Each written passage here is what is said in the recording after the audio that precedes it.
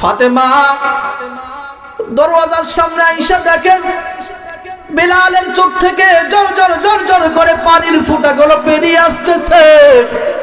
ফাতেমা বলে, বেলাল, বুঝলাম না, আমার বাবা বিছনা থেকে উঠতে পারে না, যুদ্ধের ময়দানে যাইতে পারে না, চাবুক দিয়ে কি করবে? বেলাল বলে, ফাতেমা, কি বলবো দুঃখের কথা, আক্কাসের বোধহয় মাথা নষ্ট হয়ে গেছে। আক্কাস রাসূলের উপরে প্রতিশোধ গ্রহণ করবে উহুদের ময়দানে। চাবুকের যে হঠাৎের আঘাত লেগেছিল সে আঘাতের প্রতিশোধ।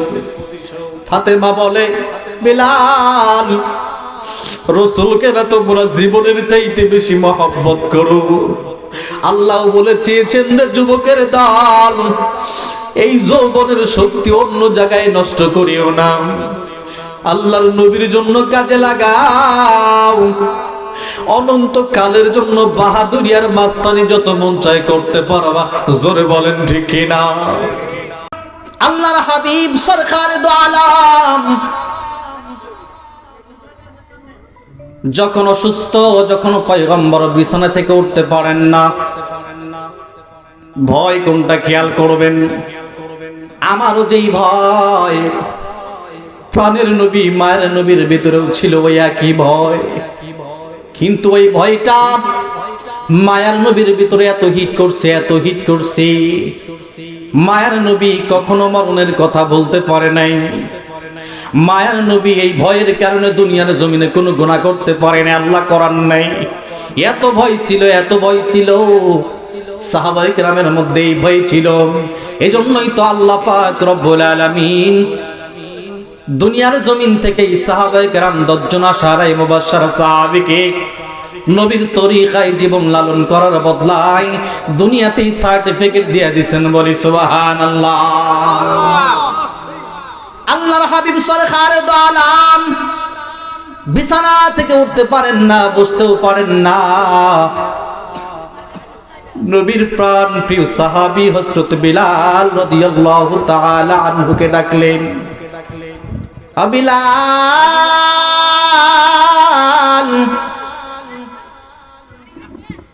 আমার সমস্ত সাহাবায়েদের কেরামদেরকে ডাকো। বিলাল রাসূলকে জিজ্ঞাসা করে, ইয়া রাসূলুল্লাহ, ইয়া হাবিবাল্লাহ, হুজুর, সব সাহাবায়ে কেরামদেরকে কেন ডাকবো গো নবী? জানতে চাই। নবী আমার সাহাবায়ে কেরামদেরকে বললেন, বিশেষ করে হযরত বিলাল রাদিয়াল্লাহু তাআলা আনহুকে বললেন, বিলাল, আমার মন সাক্ষী দেয় আমি তোমাদেরকে ছেড়ে আল্লাহর নৈকট্য হাসিল করব। আমার সমস্ত সাহাবায়ে কেরামদেরকে ডাকো। বিলাল সাহাবায়ে কেরামদেরকে ডাকতে যাবে, এক পা আগে এগিয়ে যায় আর এক পা পিছিয়ে আসে।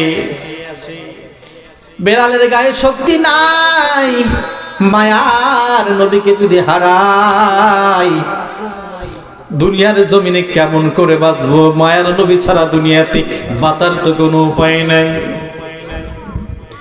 রাহমাতাল লিল আলামিন নবী বিলালকে ডেকে ডেকে বলেন, বিলাল, তাড়াতাড়ি যাও, আমার সকল সাহাবায়ে কেরামদেরকে, মদিনার সাহাবায়ে কেরামদেরকে বলবা, আল্লাহ রাসূল তোমাদেরকে দাওয়াত করেছেন, আল্লাহ রাসূল তোমাদেরকে যাইতে বলেছেন। নবী যাইতে বললে কেউ দেরি করবে না, দুনিয়ার সব কাজ পেছনে ফেলে নবীর দরবারে হাজির হয়ে যাবে। সেটাই হয়ে গেল। রাসূলের দরবারে এসে সাহাবায়ে কেরাম প্রশ্ন করে, হুজুর, কেন আমাদেরকে এত জোরের ভিত্তিতে ডাকলেন গো পয়গম্বর? আপনার জবান মোবারক থেকে জানতে চাই।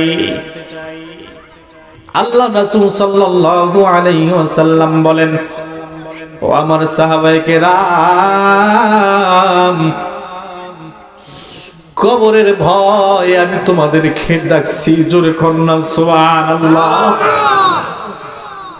সাহাবায়ে কেরাম কান্না করে বলে, হুজুর আপনি যদি কবরের ভয়ে কান্না করেন নবী গো, তাহলে আমাদের কি অবস্থা হয়ে যাবে রে নবী?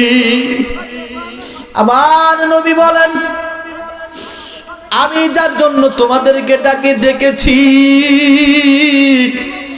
আমার কথাগুলো আগে তোমাদের সামনে বয়ান করি। নবী বলেন, সাহাবায়ে কেরাম তোমাদের কাছে আমি এই জন্য ডাকলাম, আমার মন সাক্ষী দেয় আমি দুনিয়ার জমিনে আর থাকবো না, তোমাদেরকে ছেড়ে চলে যাব। ও সাহাবায়ে কেরাম, তোমাদের কাউকে যদি আমি কোনোদিন কষ্ট দিয়ে থাকি, আজকে এই মুহূর্তে আমি তোমাদের কাছে বলতেছি, তোমরা আমাকে বলো, তার কাছে আমি মাপ চেয়ে নিব, তোমরা আমাকে মাফ করে দিবা। আমি তোমাদের কাউকে যদি কোনোদিন বকা দিয়ে থাকি, সাহাবায়ে কেরাম তোমরা বলো, তোমরা আমাকে পুনরায় বকা দাও, প্রতিশোধ গ্রহণ করো। ও সাহাবায়ে কেরাম, আমি তোমাদেরকে যদি কোনোভাবে কোনো কষ্ট দিয়ে থাকি সাহাবীরা, আজকে তোমরা আমার উপরে প্রতিশোধ গ্রহণ করো। সাহাবায়ে কেরাম,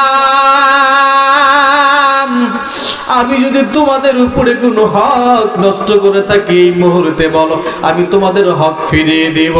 ও সাহাবীরা রে, তোমাদের কারো কোনো সম্পদ যদি আমি আত্মসাৎ করে থাকি বলো, এই মুহূর্তে আমি তোমাদের সম্পদ দিয়ে দিব।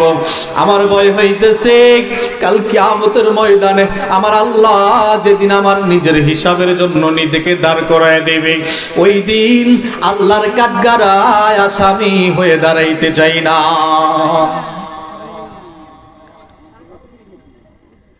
সাহাবায়ে কেরাম বলে, হুজুর না, এমনটা কেমনে সম্ভব? কেমন করে এমনটা হওয়া সম্ভব গো নবী? কেউ দাঁড়াই না, কোন সাহাবী কথা বলে না। কিছু সময় পর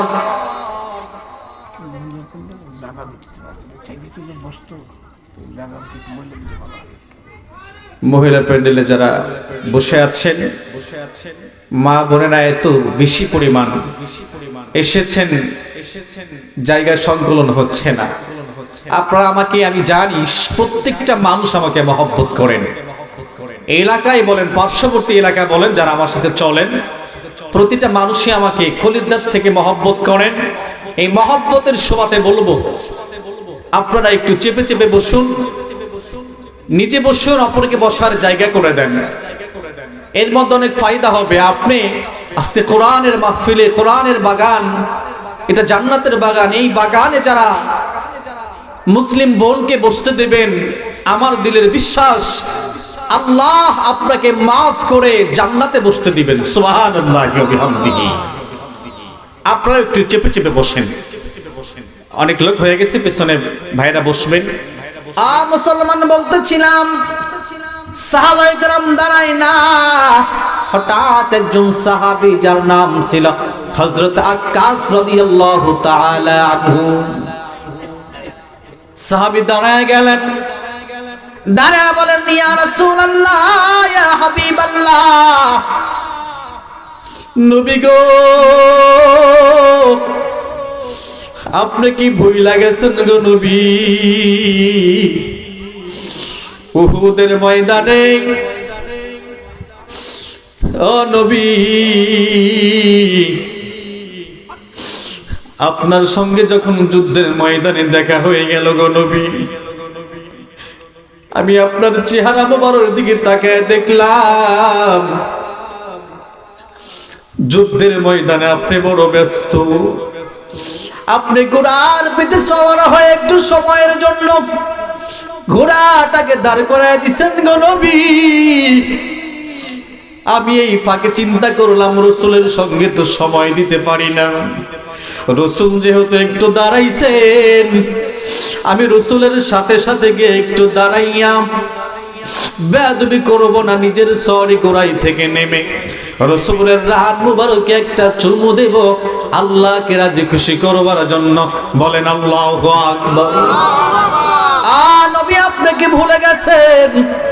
আমি যখন গোড়ার থেকে নামার উপক্রম হইলাম, সবে মাত্র আপনার রান মুবারকের মধ্যে চুমু দেব, এমন সময় নবী গো আপনি আপনার প্রয়োজনে যখন চাবুক দ্বারা ঘোড়াটাকে আঘাত করবার জন্য চাবুকটা এরকম আপনি ঘুরে নিছেন, নবী গো আপনি তো খেয়াল করেন নাই আমি তখন চুমু দেব তো দূরের কথা, আপনার চাবুকের আঘাতটা আমি সাহাবীর পিঠের মধ্যে এত বেশি আঘাত লাগছিল গো নবী, আজও পর্যন্ত চাবুকের দাগ চিহ্ন এখনো বসে আছে। জোরে কন্যা সুবহানাল্লাহ।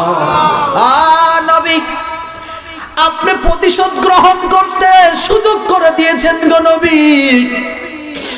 ও নবী আজকের দিনে ও নবী আপনাকে আমি আকাশ প্রতিশোধ গ্রহণ করব। কথা শোনা মাত্রই সাহাবায়ে কেরাম হাউমাউ করে কান্না শুরু করলো, বলে এটা কেমন করে সম্ভব রে? এরে আকাশ তোমার কি মাথা খারাপ হয়ে গেছিনি? আকাশ কি বলছো তুমি? এটা কেমন করে সম্ভব? কোনদিনও সম্ভব না রে, কোনদিনও সম্ভব না, কোনদিনও সম্ভব না।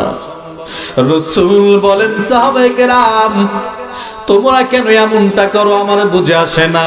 তোমরা কি চাও আমি রাসূলকে এই দুনিয়ার জমিনে মওকুফ করে কাল হাসরের ময়দানে আল্লাহর কাঠগড়ায় আসামি করিয়া দাঁড় করাইতে চাও? জোরে কন্যা সুবহানাল্লাহ। রাসূল যখন কথা বললেন সমস্ত সাহাবায়ে কেরাম পানির মতো ঠান্ডা হয়ে গেল। নিশ্চুপ হয়ে সাহাবায়ে কেরাম দাঁড়াইয়া নবী আমার বলে আকাশ আয় আয় আয় আয়, আজকে প্রতিশোধ গ্রহণ করে নে। তবু আমি কিয়ামতের ময়দানে আল্লাহর দরবারে আসামি হয়ে দাঁড়াইতে চাই না। বৃদ্ধ বাবাজিরা হাতে পায়ে ধরে বলবো আজকে দুনিয়ার জমিনে যারা অন্যকে কষ্ট দাও, একটা বার কি রাসূলের তরিকায় আয়াতে কারিমাটা তোমার স্মরণ হয় না? ইকরা কিতাবাকা কাফা বি নাফসিকাল ইয়াউমা আলাইকা হাসিবা। রাসূল যখন বললেন আমি প্রস্তুত, তুমি প্রতিশোধ গ্রহণ করে নাও, হযরত আকাশ বলেন পয়গম্বর আমি সাধারণভাবে আপনার কাছ থেকে প্রতিশোধ গ্রহণ করব না, যেহেতু প্রতিশোধ গ্রহণ করবই আপনি যেই চাবুক দ্বারা আমাকে আঘাত করেছিলেন ওই চাবুক দ্বারা আমি আপনাকে প্রতিশোধ গ্রহণ করব। সাহাবায়ে কেরাম একটা করে ভাষা শোনেন, একটা করে কথা শোনেন, সাহাবায়ে কেরাম হাউমাউ করে চিৎকার করে জমিনে পড়ে যান। আহারে রাসূলের একজন সাহাবী হইয়া কেমনে এমন কথা বলে?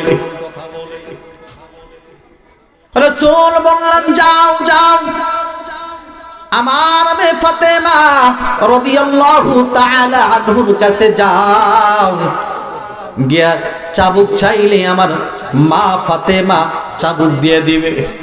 হযরত বেলাল দৌড়ালেন, যাইতে যাইতে হযরত ফাতেমা রাদিয়াল্লাহু তাআলা আনহুর বাড়ির দরওয়াজায় যাইয়া সালাম দেওয়ার পরে বলে ফাতেমা রাসূলুল্লাহ উহুদের ময়দানে যেই চাবুক নিয়ে গেছিলেন ওই যুদ্ধের চাবুকটা পয়গম্বর চাই। ফাতেমা দরওয়াজার সামনে আইসা দেখেন বেলালের চোখ থেকে জর জর জর জর করে পানির ফোঁটাগুলো বেরিয়ে আসতেছে। ফাতেমা বলে বেলাল বুঝলাম না, আমার বাবা বিছনা থেকে উঠতে পারে না, যুদ্ধের ময়দানে যাইতে পারে না, চাবুক দিয়ে কি করবে? বেলাল বলে ফাতেমা কি বলবো দুঃখের কথা,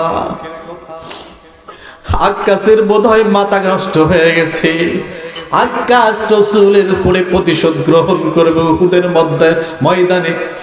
চাবুকের যে হঠাৎের আঘাত লেগেছিল সে আঘাতের প্রতিশোধ। ফাতেমা বলে, বিলাল, রাসূলকে না তোমরা জীবনের চাইতে বেশি মহব্বত করো। আল্লাহ বলে চেয়েছেন রে যুবকের দল, এই যৌবনের শক্তি অন্য জায়গায় নষ্ট করিও না, আল্লাহর নবীর জন্য কাজে লাগাও। অনন্ত কালের জন্য বাহাদুরি আর মাস্তানি যত মন চায় করতে পারবা। জোরে বলেন ঠিক কিনা?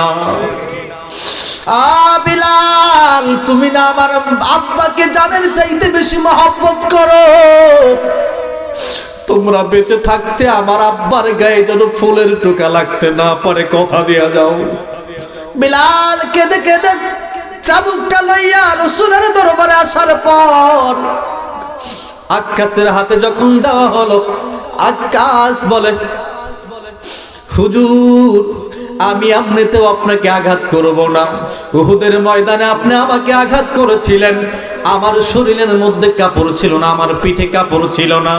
নবী গো, আপনি এই মুহূর্তে আপনার শরীরের কাপড় সরা